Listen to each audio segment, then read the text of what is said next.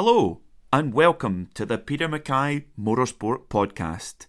Today is a very special episode. It's the second in our Icons of Scottish Motorsport series. A few weeks ago, I kicked off this series with the inaugural episode featuring one of my absolute heroes, Jim Clark, and all of his achievements, but also who he was as a person, and also the legacy that he left behind in Scottish motorsport. And in today's episode, that's what I'm going to continue talking about. The feature of this particular episode is Sir Jackie Stewart, a three-time Formula One world champion, and someone who very much took the counsel and advice of Jim Clark. And the theory behind our Icons of Scottish Motorsport series, for those who haven't listened to the Jim Clark episode yet, is that basically I believe that Jim Clark set off a lineage of Scottish motorsport drivers that you can trace right back to him. And if you look at the advice and the help that Jim Clark gave to Sir Jackie Stewart, and then what Jackie Stewart's taken on throughout his life and through owning a team with his son Paul, and how they kick-started a lot of careers of a lot of Scottish drivers at the top level as well. So again, a bit like the Jim Clark one, I'm going to try my very best to do justification to such an incredible man and a great Scot. And I will do my very best to do that. Again, not going to focus too much on hard statistics and things like that. Again, most of Sir Jackie Stewart's statistics are very well recorded and relatively well known as well, both by fans past and present of the sport. So hopefully I'll tell a few stories of what I've picked up over the year from watching any kind of video footage or reading Sir Jackie Stewart's book, Winning Is Not Enough, which is a great read. I can highly recommend it. As well. So hopefully through the episode you'll get an extra appreciation for Sir Jackie Stewart. So Jackie is a three-time world champion. All of his Formula One world titles were won with his great friend Ken Tyrrell in 1969, 71 and 73. All at the wheel of, the first one, the 69 in a Matra, and then the other two in Ken Tyrrell's very own car. He had 99 Grand Prix starts and 27 Grand Prix wins from those 99 starts. So an incredible batting average. More than 1 in 4 races he would be taking the checkered flag in first place. And when you consider how many races might have been lost with mechanical failure, it shows you how good a batting average Sir Jackie Stewart had. And that win record of 27 Grand Prix wins was 2 more than his great friend Jim Clark, which I'm sure would have meant an awful lot to him. And Sir Jackie held that record for the next 14 years as well in the sport. Before becoming a racing driver, he was a very, very good clay pigeon shooter, and shot for Scotland and Great Britain, and won international titles all over Great Britain and Europe as well. And as a young boy, he struggled very, very badly at school with reading and writing and spelling and things like that. And only when going to get treatment for his son Mark for dyslexia, only then in his early 40s did he discover that he himself was dyslexic. And dyslexia is a big part of Sir Jackie's charitable work, which has had a big effect in Scotland, and in schools becoming better prepared for helping and for teaching dyslexic children. So the dyslexia definitely knocked his confidence, and once he managed to get out of school and started working in his parents' garage, that gave him a lot more confidence and something that he was truly good at. And when he got into the clay pigeon shooting, well, he performed at the very highest level there. And Jackie Stewart said so many times in public that what he learned in his clay pigeon shooting was absolutely relevant to becoming a professional motor racing driver as well. In Formula One, he only drove for 2 teams. He drove for BRM for the first 3 years of his career, from 1965 to 1967. And then it was with Ken Tyrrell, who really he had the majority of his motor racing success. He went to work with from 1968. So how did Sir Jackie Stewart get from the forecourt of his parents' garage to to becoming a motor racing driver. Well, certainly his father was quietly proud of his son Jackie, but his mother wanted nothing to do with Jackie's hobby of motor racing, and certainly wouldn't be there to support it. And Jackie's older brother Jimmy was also a very, very good racing driver in his own right, and raced for Écurie Écosse.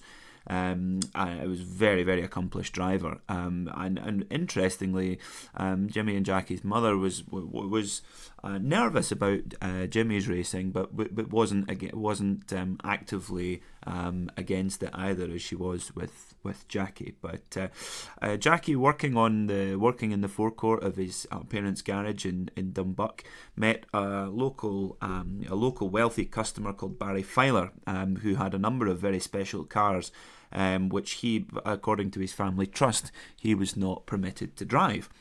So Jackie started off racing Barry Filer's Porsche Super 90, a car that Jim Clark used, funnily enough, in his early days, driving Ian Scott Watson's Porsche Super 90. And also Jackie Stewart got started by racing a Marcos as well, and quickly grabbed the attention of a number of figures in motor racing.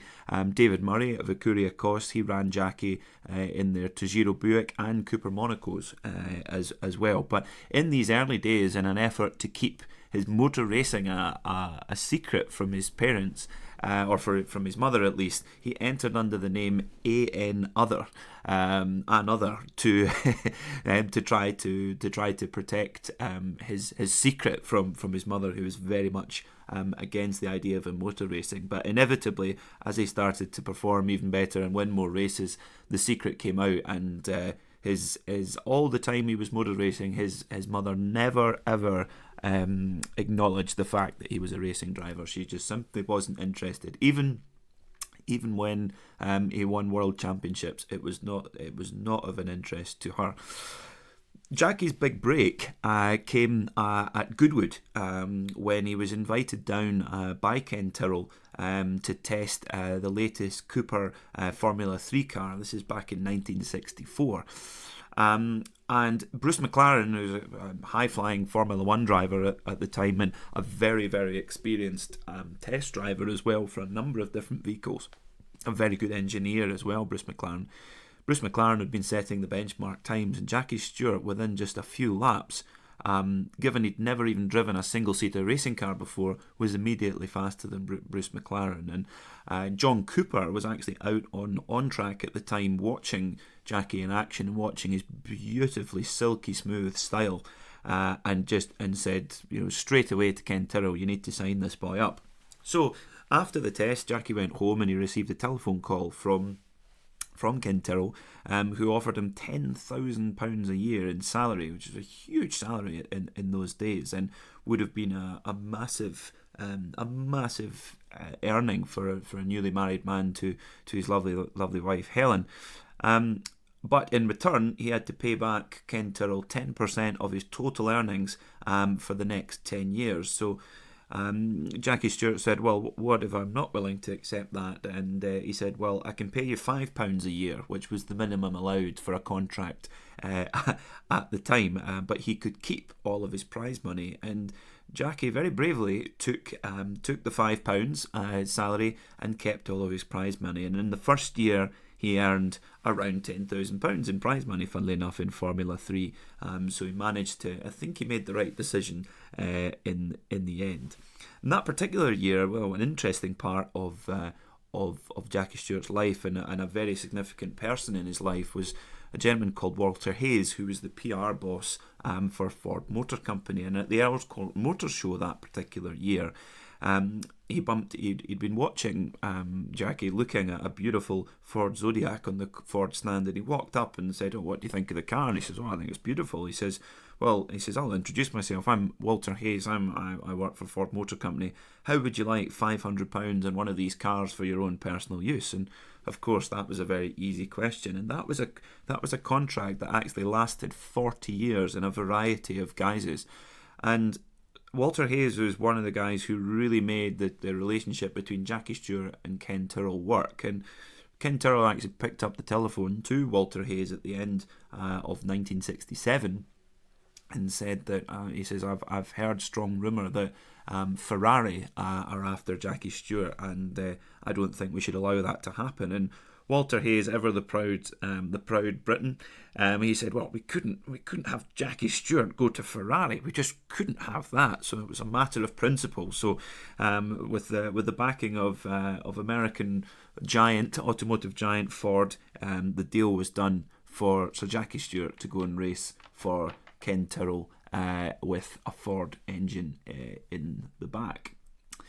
In his early days of Formula One, in 1965, you've got to remember when he signed for BRM, it was only his second year as a professional driver, which is absolutely extraordinary, the level of progression that he had. And what I find amazing now is that if you look at young drivers who come up through karting from a very young age in the junior formulae, and they will be given a lot of training and a lot of coaching, and they'll all have a driver coach or a spotter or someone who tells them how to drive the car correctly. And this is something that in the old days, it just fascinates me how people seem to possess this kind of natural ability to get in a car and drive it quickly, and that's something that I just don't believe that there's such a gene that makes you a fast racing driver. It must be a combination of factors from childhood and the environment that you grow up in. Maybe growing up next to a garage maybe just gave you the love of cars and how they work. I don't know. It will remain a mystery to me. So yeah, that first year, Jackie Stewart, he was teammate to Graham Hill, who became a great friend. And he won only his 8th Grand Prix at Monza in Italy, and came third in the World Championship in his debut season. Quite an extraordinary achievement as well.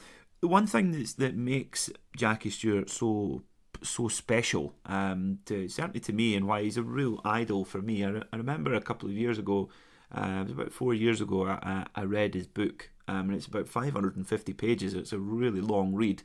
But absolutely engaging. I couldn't put it down, and it's even if you're not into motor racing, it's just a wonderful Bible for how you should conduct yourself as a professional. You know, one thing that Jackie Stewart brought into Formula One was relationships with sponsors, or proper commercial relationships for a driver, and in the 1971 season he was already earning £1 million per year.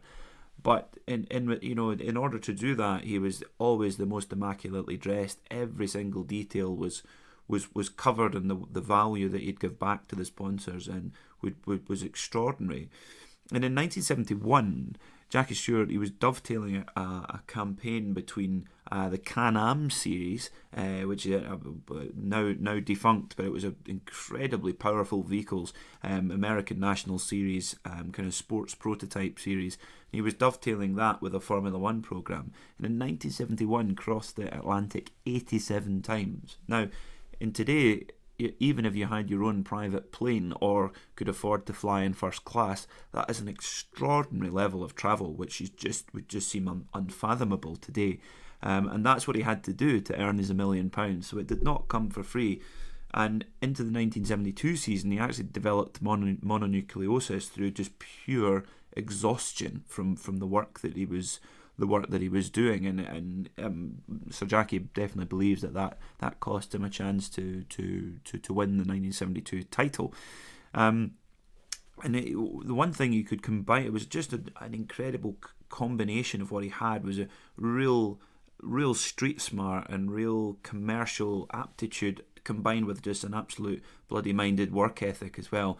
He managed to sweet-talk Goodyear into giving Tyrrell a tyre testing contract for winter. Now, tyre testing for most racing drivers is a punishment exercise, but he understood the advantage that would give him, and it was 2 weeks solid of 2 Grand Prix distances a day at Kyalami through the winter. Now, bearing in mind, of course, that that's winter in Europe, not winter in South Africa, so the temperature must have been very hot as well to do that level, but that would have brought them the success that they needed, and also the commercial, that would have paid for their winter testing as well. So for any Formula One team to have someone like the Jackie Stewart driving for them, it had its commercial advantages as well. one of the things that Sir Jackie's very well known for, and if you there are a number of drivers, both on the grid today and in the past, who have their lives or they can owe their lives to Sir Jackie Stewart, because safety was something that he really was the pioneer of and campaigning for. We now have the safest motorsport we've ever had, but it can always be better, of course, and we must never ever take our foot off the gas of improving safety all the time in motor racing. But it was Jackie Stewart who campaigned for safety so successfully. He knew that with his profile as a top driver, he was able to make a difference, and he became president of the Grand Prix Drivers Association and got all the drivers together and used their collective voice to make a difference. But he didn't make any friends doing this at this time. This was an era when racing drivers were meant to be gladiators, and it was all about being manly and how if it's too scary, don't go and do something else. And he would become under really quite horrible criticism. I mean, he was Dennis Jenkinson, who was the chief writer of Motorsport magazine at the time. He branded Jackie Stewart and his supporters as milk and water racers. Now, it's really interesting. I always think when you see journalists who can criticise the bravery of any motor racing driver or motorcycle racing rider, given the fact that they haven't, in most cases, haven't experienced the competition themselves, but also have become close to drivers who have lost their life while racing. And in the case of Sir Jackie Stewart, he lost a number of his very best friends. He lost Jim Clark, who was very, very, very close to him. Jochen Rindt, very, very close. Francois Sevilla, who will come on to poor Francois in a little while of the episode. So, it was very personally, it was clearly very personally and emotionally driven for Sir Jackie, but it was also brought on by an accident that he had at Spa in 1966.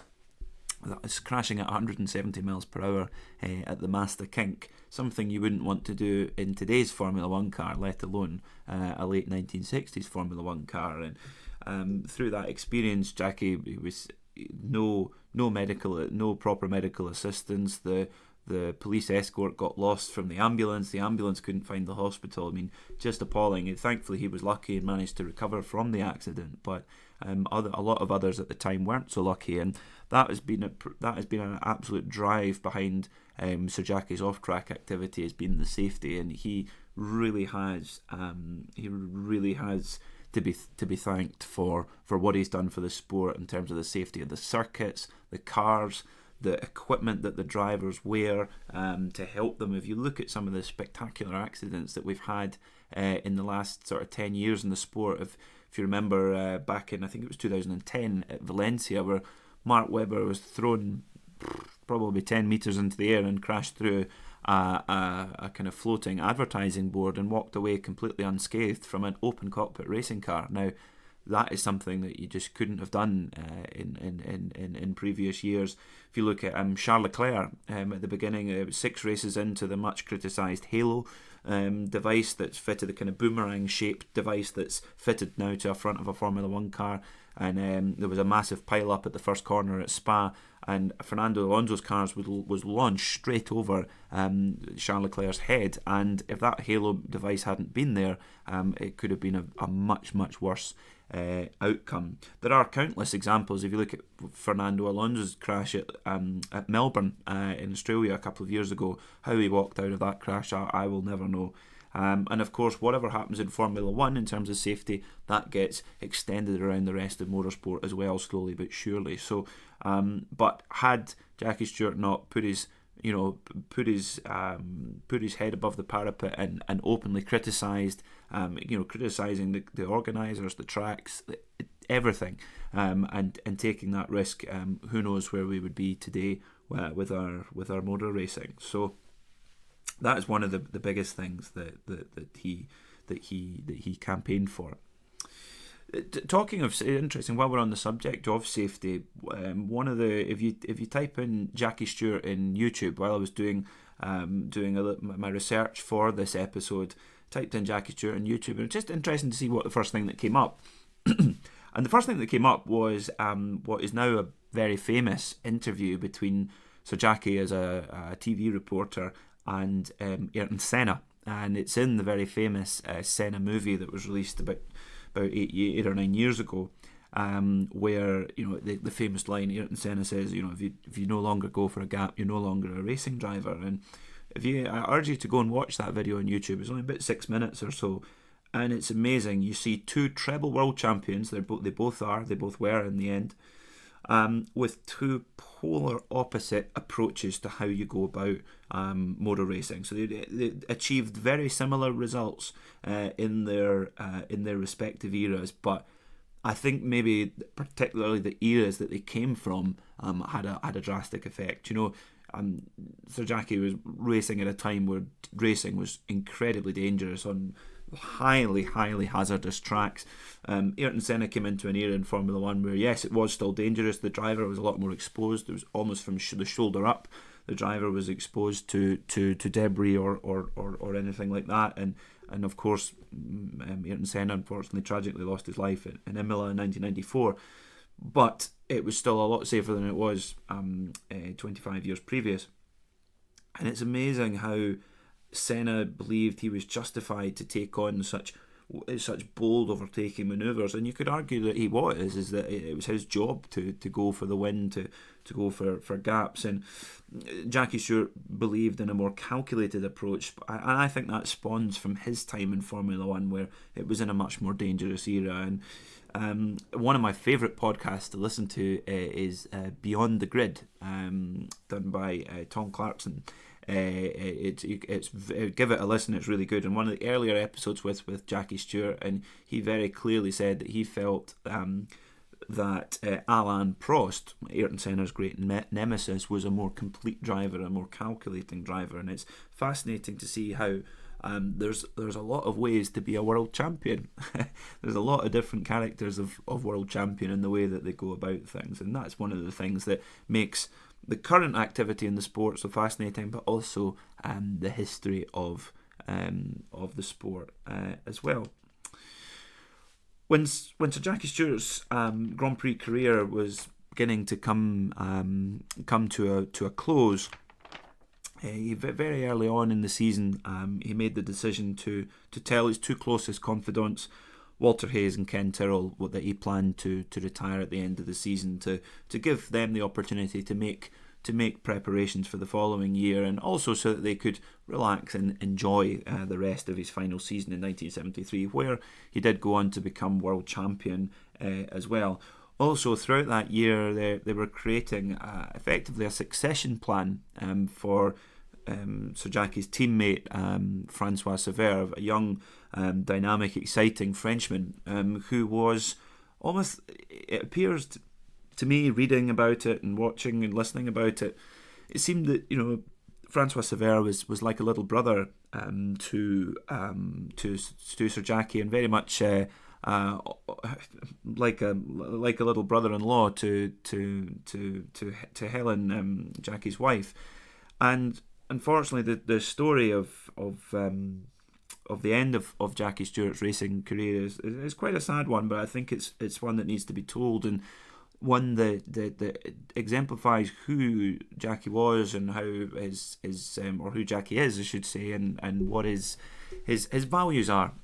So at the end of his final race was due to be at Watkins Glen in the United States, and the Ken Tyrrell had asked Sir Jackie that it would be Jackie's 100th Grand Prix where he would be finishing on, and he said, perhaps maybe if you were in the lead, maybe you could pull over and let Francois by. He said, I don't know, it's my 100th Grand Prix, or I'll see.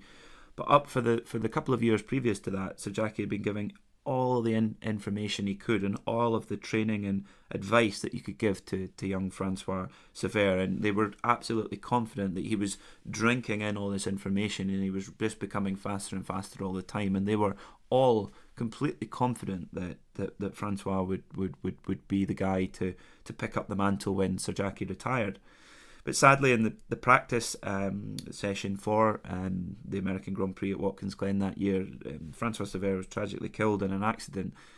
And at that point, when Sir Jackie brought his car back into the pit and got out, that was the last time he would drive a racing car competitively.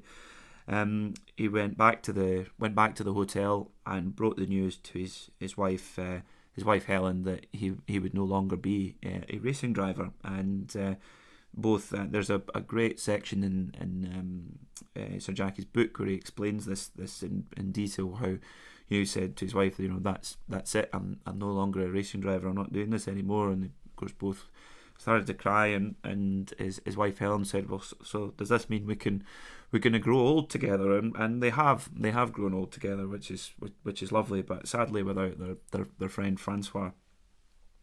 Francois Sevilla was amazing. He was amazing pianist, classic pianist, and one of the most fascinating stories I heard was it's quite spooky actually. Was Francois Sevilla always said to Helen, who he viewed, I think, as very much a big sister figure or even a mother figure, and said, if anything happens to me, you'll always know that I'll be there. I'll be there watching over you. And she never really understood what she meant. And years later, a young Mark Stewart, and Jackie and Helen's son, wished to go and buy his mother a Christmas present. So he was taken to the local record shop and sent in with £5 or £10 to go in and buy a record. And the record he came out with, he only bought because of the way that the album cover looked. He didn't know which was the song. And when on Christmas Day he presented his mother with this new record, and it was a record, Le Pathétique, which was the song that Francois would always play if there was a piano in the restaurant. So I thought that's the most incredible story, and just shows you the connection that drivers had at that time. If you compare that, it's just another world in any, not just Formula One, in any motorsport today. Just how even in something like MotoGP, where there's a little bit more danger, you do not see that level of camaraderie and friendship between the drivers. And I think that's in a way that's a shame, but it's how times have developed, and in many ways, in more ways, the sport is certainly in a better place, and a big part because of people like Sir Jackie Stewart.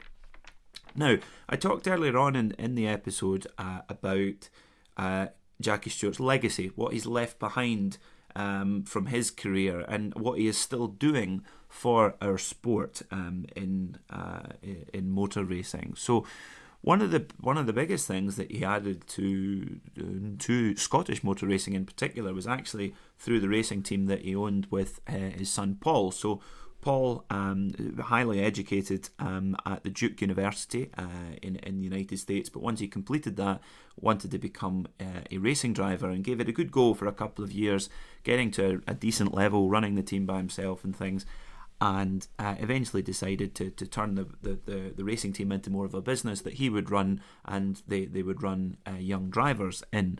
And what they created between Sir Jackie and Paul was quite extraordinary. They created something called the Staircase of Talent, where they created a kind of three-tier system where they progressed drivers through different up the ladder of the sport, basically.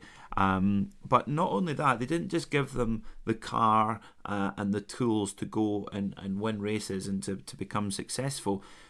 Jackie Stewart uniquely taught them the whole package of what you need to be a professional racing driver, and everything that comes with, and also what you need for when you retire as a racing driver as well. So the drivers were given public speaking courses. They were given a proper jacket and tie, and they would go and do sponsorship appearances. And if you looked at the Paul Stewart racing cars of that time, they had all of the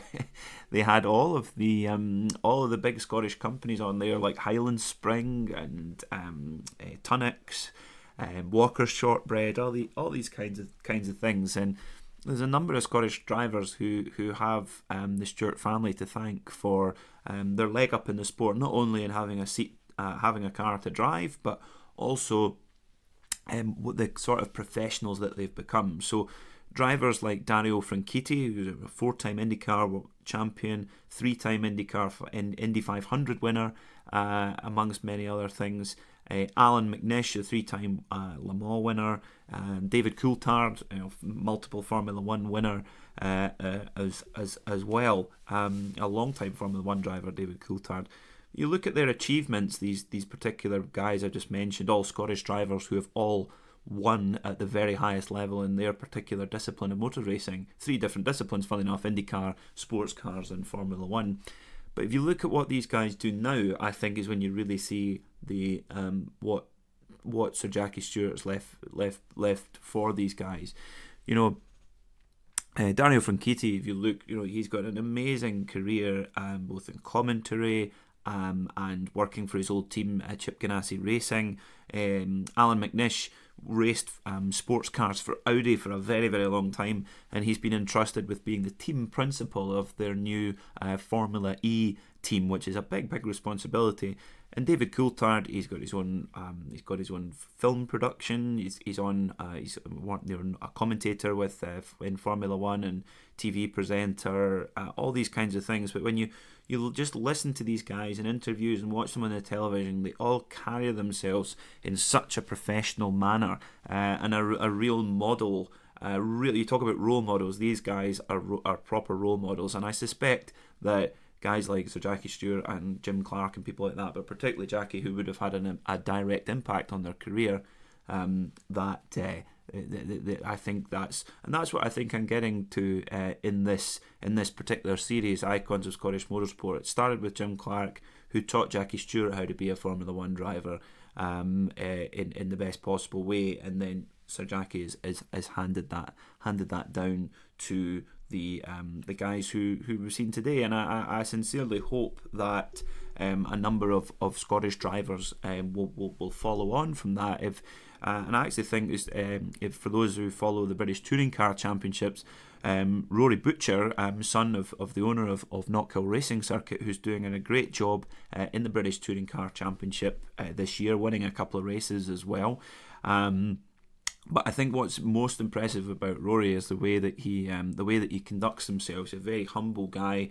He certainly has a very, very nice delivery on the camera and all these kind of things that are very, very important to have a long career as a racing driver. And I'm sure he definitely will. So it's great to see another new era and generation of Scottish motor racing driver coming through. Now, in conclusion, there's one very important part of this particular episode. So, Sir Jackie Stewart he's had a range. He's in his 80s now, and still doing a travel that would just make you wince. A travel schedule that all of us at a quarter of the age would find exhausting. And one of the big drivers of his life at the moment is a new charity which he set up a couple of years ago called Race for Dementia. Sadly, his wife, Lady Helen Stewart, who's been by his side throughout his entire shooting career, motor racing career, and everything that's followed behind, sadly she's suffering quite badly with dementia at the moment. And when she was diagnosed with this condition, Race for Dementia was set up. Jackie Stewart did what he did best and kicked into action and opened up this new charity with £1 million of his own money. And the idea is with Race for Dementia is that they're trying to find the Adrian Newey or the Gordon Murray of brain science, if you like, and trying to take a kind of Formula One, every detail is important approach to finding some sort of cure or treatment for dementia. It's I'm sure it touches a chord with many of you listening. As my grandmother, Granny Thompson, and my granddad Thompson, who's a big part of the reason why I'm doing this particular why I'm involved in motorsport at all. But sadly, my Granny Thompson, she suffered with dementia, and it is a horrible condition. And I think Race for Dementia hopefully will be able to deliver deliver some good results to help people with this condition. So please, if I could ask you to do one thing, I'm not going to ask you to follow social media or anything like that like I normally do. All I'd like you to do is to go onto their website, Race for Dementia, and make a donation, big or small. It all makes a big difference to such a wonderful cause. And I'm sure, in his own way, Sir Jackie will appreciate that effort as well. So I hope I've done justice to an absolute legend of Scottish motor racing and just also of just great Scots. You think of great Scots like Jim Clark, Sean Connery, Jackie Stewart. There's so many. Bill McLaren, the rugby commentator.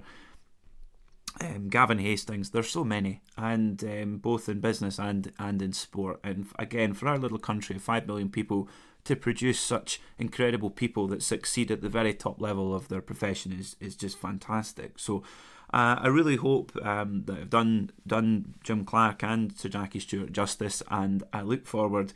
There's a few more icons of Scottish motorsport to talk about from more recent times, which I can't wait to talk about and read into a bit more, to try and find out a few extra tidbits and a few extra stories to tell. So I hope you've enjoyed this episode in our Icons of Scottish Motorsport series.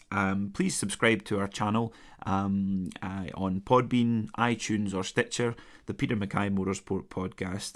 When you subscribe, every episode will come up on your phone. You'll get a little notification to say there's a new episode, so you can check it out on your morning commute or whenever you listen to your podcast. So thanks very much for listening, and I look forward to speaking to you again very soon.